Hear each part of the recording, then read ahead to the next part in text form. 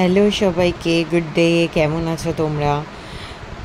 আশা করি সবাই ভালো আছো। তো আমি একটা স্যান্ডউইচের রেসিপি নিয়ে এলাম।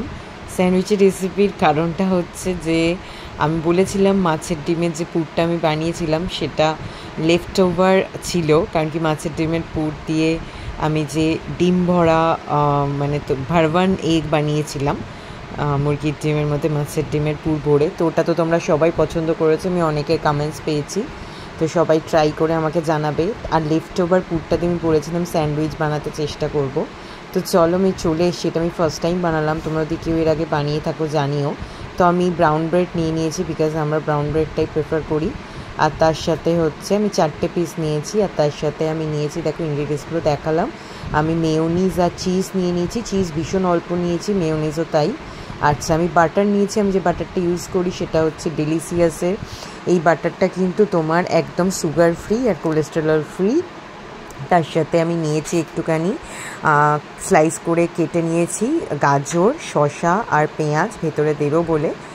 আর তার সাথে আমি মাছের ডিমের পুরটা তো আছে, আর একটু কর্ন নিয়ে নিয়েছি। কর্নটাও কিন্তু বাজার থেকে কিনে আনা কর্ন, যেটা তোমার হাফ কুক থাকে অলরেডি, তো সেটা নিয়ে নিয়েছি। চলো প্রথমেই পাউরুটির মধ্যে বাটারটাকে ভালো করে লাগিয়ে নিয়েছি। আর তার মধ্যে এবার আমি নর্মালি যেরকম আমরা দেখো পুরগুলো কোটিং তোমরা যা খুশি দিয়ে করতে পারো। আমি শুধু মাছের ডিমটা ভরেও করতে পারতাম, কিন্তু ইচ্ছে হলো যেহেতু এটা রাত্রিরের ডিনার বানাচ্ছি, তো এটাই ডিনার হবে, তো সেই জন্য আমি একটুখানি হেভি করার চেষ্টা করলাম। তোমরা চাইলে শুধুমাত্র মাছের ডিমের পুরটা দিয়েও করতে পারো।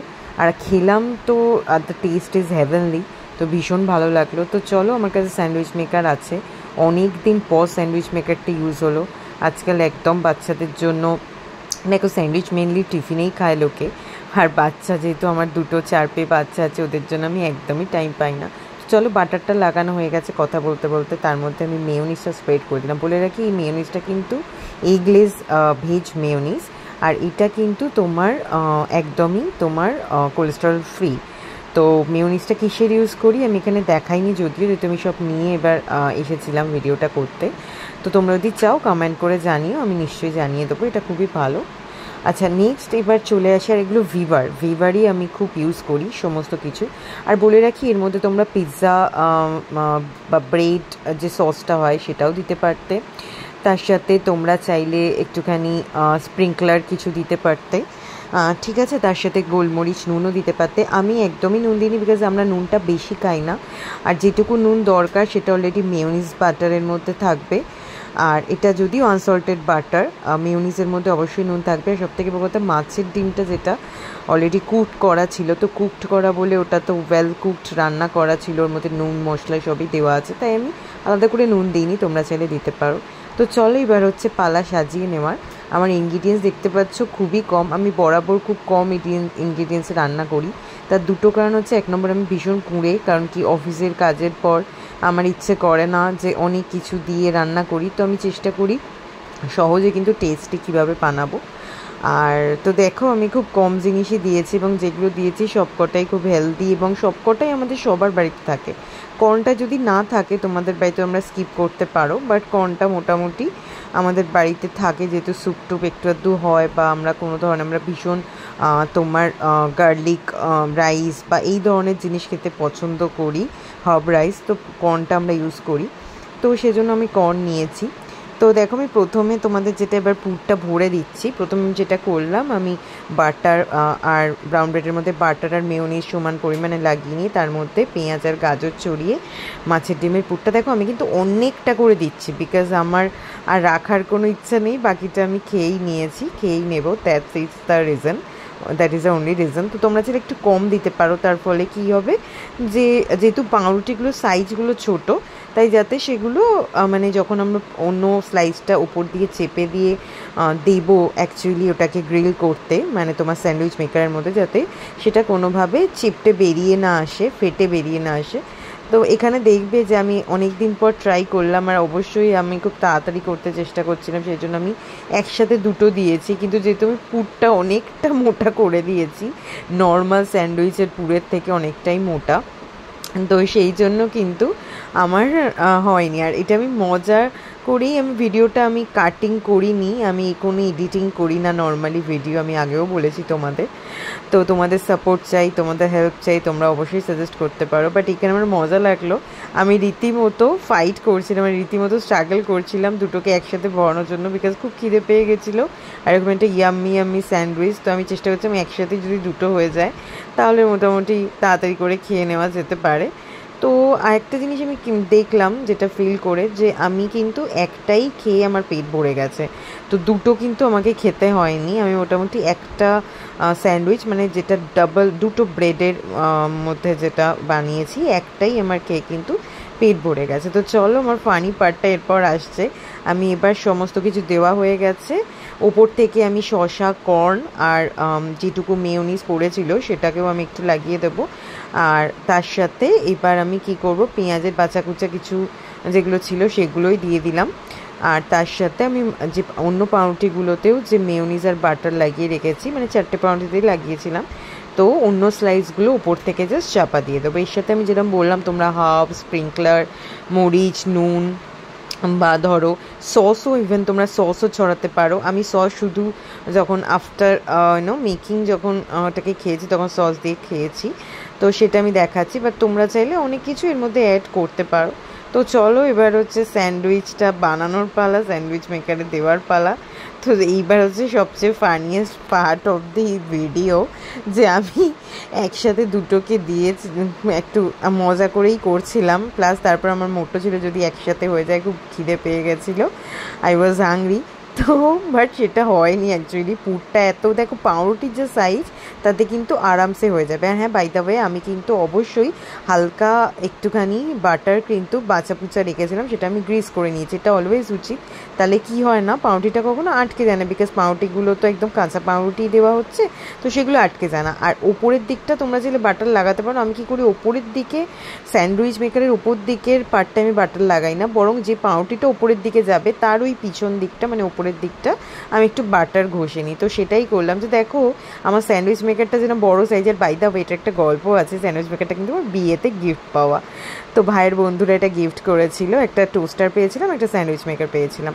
তো চলো এবার এইটা দিয়ে এইবার হচ্ছে ফানিয়েস্ট পার্ট, আমি দুটোকে একসাথে দিয়েছি বাট ওর মধ্যে হিউজ স্টাফিং ছিল। এবার আমি যখন আঁটছি এটাকে, মোটামুটি ভীষণভাবে লড়াই যুদ্ধ করে আমি এটাকে আঁটতে পারিনি। তো তোমরা দেখো আলটিমেটলি আমাকে দুবারেই বানাতে হয়েছে, আমি ফেলড করেছি যে একসাথে দুটোকে দেওয়া। নর্মালি এটা 4টে পাউরুটি মানে দুটো স্যান্ডউইচই বানানো যায়, but problem is like that the stuffing, আমি এতটাই স্টাফিং দিয়েছিলাম, ওর মধ্যে শসা ছিল, পেঁয়াজ ছিল, যে তোমার কাছে টমেটো ছিল না টমেটো দিতে পারিনি, তোমরা চাইলে টমেটো দিতে পারো। তার মধ্যে দিয়ে দিয়েছি কর্ন, তার মধ্যে অতটা মাছের ডিমের পুর একদম বেশি করে ঠেসে দিয়েছিলাম। তো দেখো মোটামুটি আমি একটু যুদ্ধ করলাম, এটা প্লিজ তোমরা ফানিভাবেই নিও, আমি ইচ্ছা করেই এডিট করিনি। তো মোটামুটি আমার যখন যুদ্ধ হতে দেখলাম no, there is no way, তখন আমি অবশ্য করেই একটা বের করে নিয়েছি এবং সিঙ্গেলই আমি দিলাম, এবং সিঙ্গেল দেওয়ার ফলে এটা অটোমেটিক্যালি ইজিলি আটকে গেছে।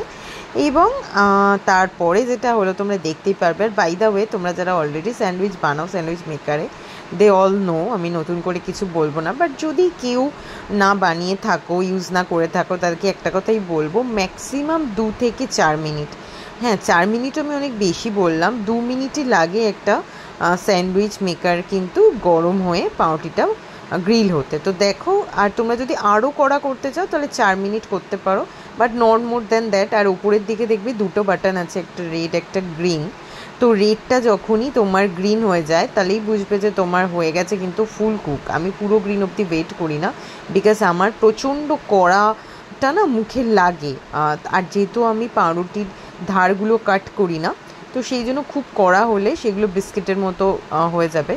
তো দেখো আমি মোটামুটি যে একটা হয়ে গেল সেটাকে সুন্দর করে খুন্তি আর ছুরির সাহায্যে আমি তুলে নিয়েছি।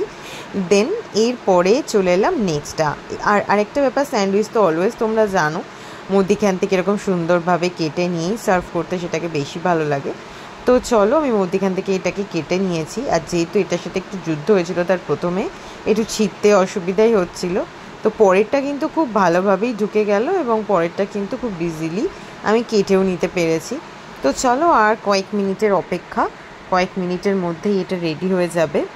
আর অবশ্যই এটা বলার অপেক্ষা রাখে না, এটা একটা মাছের ডিমের পুর ভরা স্যান্ডউইচ, এবং অবশ্যই আমি চিজও ইউজ করেছি, আমি বলেছি তোমাদের, কিন্তু চিজের পরিমাণ খুব কম ছিল। মেয়োনিজ ইউজ করেছি, সস আমি ইউজ করিনি, আমি আলাদা করে খাওয়ার সময় সসটা নিয়ে খেয়েছি। কিন্তু তার সাথে আমি কর্ন ইউজ করেছি, শসা, গাজর, তোমরা চাইলে টমেটো ক্যাপসিকামও দিতে পারো, কাঁচা পেঁয়াজ ইউজ করেছি। তো বলার অপেক্ষা রাখে না, এটা ভীষণই টেস্টি হয়েছে। এবং যেহেতু সেরকম কোনো মশলা আমি দিইনি, বাটারটাও আমি ইউজ করেছি যেটাতে cholesterol free, sugar free, salt free থাকে, আনসল্টেড। তো অবশ্যই বুঝতে পারছো, আর মেয়োনিজটাও তাই। তো তোমরা অবশ্যই বুঝতে পারছো যে এটা কতটা হেলদি। তো চলো, কথা বলতে বলতে মোটামুটি আমি আমার থালাতেও খাবারটা রেডি করে নিয়েছিলাম। তো এই ছিল রাত্রিরের ডিনার। এটাকে বলতে পারি যে মাছের ডিমের পুরভরাই স্যান্ডউইচ। তো তোমরা অবশ্য করে ট্রাই করো মাছের ডিমের পুরভরা স্যান্ডউইচটা। মানে মাছের ডিমের পুরটা কীভাবে তৈরি করেছি সেটা আমি আগের ভিডিওতে দেখেছি, তোমরা এইখানেই জাস্ট আগের দিনের যে ভিডিওটা দেখবে, হেডিংয়েও আমার লেখা আছে ভারবান এগ বলে, তার মধ্যে আমি মাছের ডিমের পুরটাও আমি দেখিয়েছিলাম। তো সেটা প্লিজ দেখে নিও, দেখে আমাকে জানিও যে তোমাদের কেমন লাগলো। আর স্যান্ডউইচের তো নতুন কিছু বলার নেই, স্যান্ডউইচ ইজ সামথিং যেটা তুমি যেটা পছন্দ করবে সেটাই দিতে পারো। তুমি পনিরের স্টাফিং দিতে পারো, তুমি আলু স্টাফিং দিতে পারো, তুমি চিকেনের স্টাফিং দিতে পারো, তুমি এগ স্যান্ডউইচ বানাতে পারো, anything you like you can use.